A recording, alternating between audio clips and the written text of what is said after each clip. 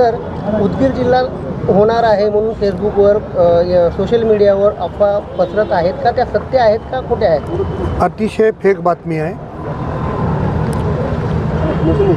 भागाभागामध्ये तालुक्यामध्ये समाजामध्ये तेढ निर्माण करणारे हे कृत्य ज्याने कोणी केले ते शोधावं लागेल।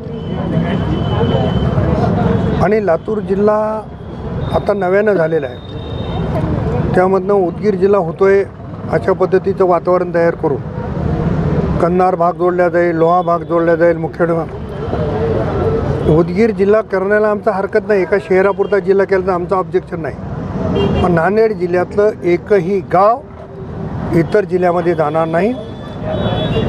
शासनाला वाटलं तर नांदेड जिल्ह्यामध्येच जिल्हा निर्माण करावा आणि लोकांच्या संमतीने तो निर्णय घ्यावा।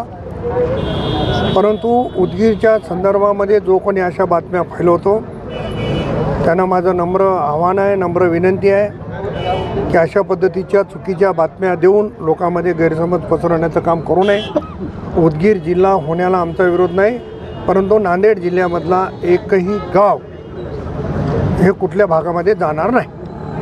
तसं असं म्हणलं जाते की पाणी पळवलं जातं, तसे पाणी पळवल्या जाते हे कल्पोकल्पित काही हुशार माणसं आहेत, ज्यांना काम नसेल ती माणसं डोक्याला होतात।